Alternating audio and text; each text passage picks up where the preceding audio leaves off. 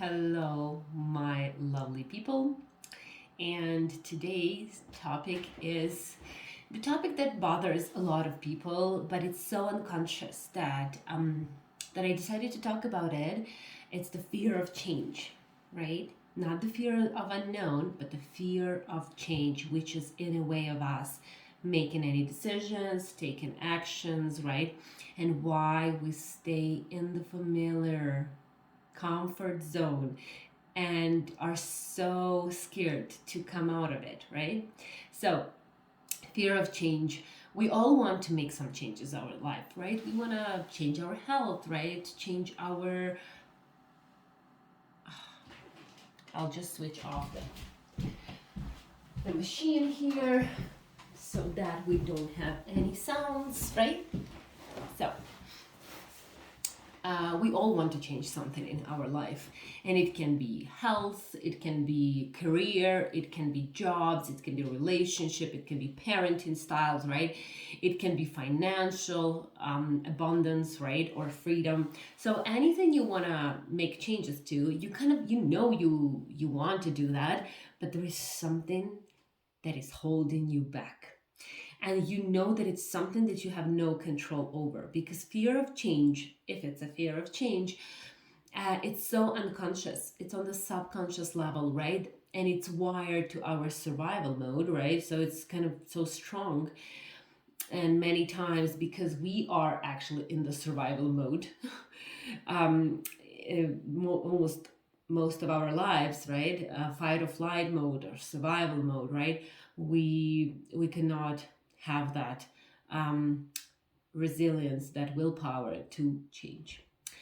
Long ago, if we take like thousands and thousands of years ago, or even hundreds of years ago, people were more focused on satisfying their basic needs, right? Meeting their basic need for food, shelter, right? Love, right? So these are the basic needs, right? However, now it's different. Our needs changed, right? We look around, we have so much information coming on us, right? That we want to change a lot in our life, right? Improve, I would say, right? Improve a lot of things in our life based on what we know, what we feel, and what we see from the outside world, right? There are 5 reasons, right, why you self sabotage. Maybe there are more, but these 5 are the main ones, right? Why you keep self sabotaging yourself, why you want to just stay in that familiar. However, you are in emotional pain in that familiar zone, right? Like, for example, you are in a toxic relationship, right?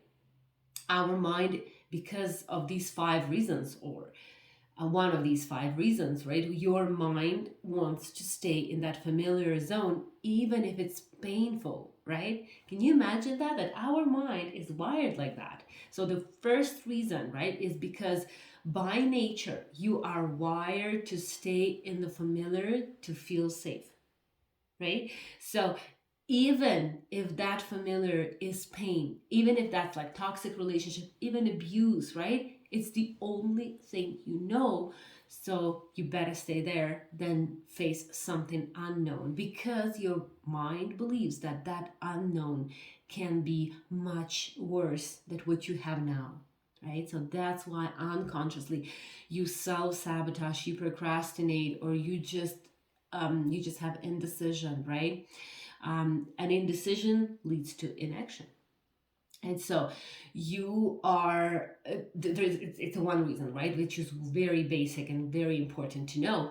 The other one is you might have connected change to something painful, something unpleasant, something uncomfortable. For example, a woman comes to me and she's in a relationship, but she understands that those relationships don't work for her, so she wants to move on, but she's afraid of change. She's afraid that that unknown can be much worse, right, than what she has now. And when we go into deeper, right, and we uncover her past, right, and she looks at that, it turns out that her mom was having lots of relationships. So she had these stepdads all the time that not all of them were nice to her, right? So she's so afraid of change that she better stays in that pain that she's now, right? Because she connected the change with something that is not good, right? So that could be an issue. You have to go back, regress yourself, do some inner work, guided meditation, right? That can guide you to do that by yourself and to look at your past and to uncover that. Maybe the therapist, a good counselor, right, can do that as well for you.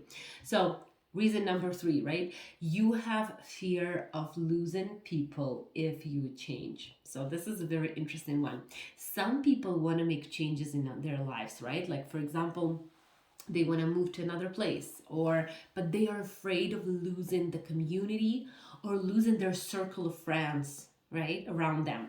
Sometimes they are afraid to make the decision or to take any actions because they're afraid that their friends, the community around them will not accept that decision, and that way they can lose the authority or they can lose the status, right? That fear can be so strong that it's much stronger than your desire to change something, and that will keep you stuck, right? I know that I had a client as well, and she was so afraid to move to another country that she really wanted it, but she knew that she will lose her friends, and she was afraid of loneliness, right? And these friends were with her for like 30 years, right? So she was afraid to lose them. However, when we go deeper and she comes to realize that those friends are not actually really important people in her life, that she is the most important person in her life, right? That she needs to take care of herself first, right? And it's a light bulb for her. She understands that, oh my goodness, yes, these people are actually not the people that I want to be with, I want to surround myself with, right? So when you change, some people leave your life. And that's something that can be so scary because it's also on top of that unfamiliar change, you have an unfamiliar fear, right, of loneliness, right? So reason number 3, right? Reason number 4, your desire for that change might not be that strong. So some people have the strong desire for a change. They have a goal, they see, they visualize it, and they do that. Some people want something, but it's okay. It's not like they want it that much. So if you want to change something in your life, you need to create that really desirable vision of your future. Whether it's a career, whether it's a job, whether it's a relationship, right? Or any financial goal, right? Just create that amazing, desirable goal so that you want it more than you fear the change. That's possible, but it depends on you. That's what you can do, right? Some people, when clients come to me, it's like, well, I want this, but I'm okay. I'm kind of okay in my job, right? So I already know that the desire to change something is not that strong. That's why the fear will be stronger, right? So, and reason number 5, right? You can have a secondary benefit for not changing. And this is the example.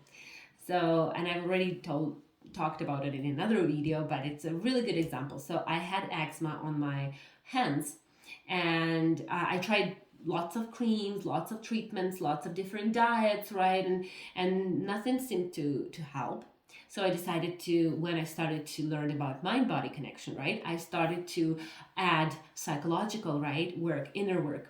So I started to work, and it started to really go away. Like in like couple of days, it went away. But then came back in a week or two because because I didn't wash dishes ever since I started to have eczema. Very rarely though. I would have to put the gloves and it would make it even worse, right? So my husband will take care of it over the dishwasher or over dishes, right? So it was so convenient for me that when I stopped having that, I had to take the responsibility to do the dishes as well, and I just hated it. So So I subconsciously, I had this secondary benefit, but not only it actually bothered me a lot, but it also brought me some benefit, right? So uncovering the secondary benefit of any issue, you can only do it by accessing your subconscious mind, finding the role and the function of the problem so that you can find that secondary benefit, right? So these are 5 reasons why you self-sabotage, why you are so afraid of any change. If you find the cause, the root of your fear of change, right? It could be one reason or it could be a couple. Then everything changes in your life, right? You're more confident, you believe in yourself, you're more like proactive, right? You take the responsibility for your life because you've experienced that change. You became aware of the problem. So be aware, practice inner work, because that can lead you into the wonderful changes in your life in every aspect. Be healthy physically and mentally. I love you all. Bye.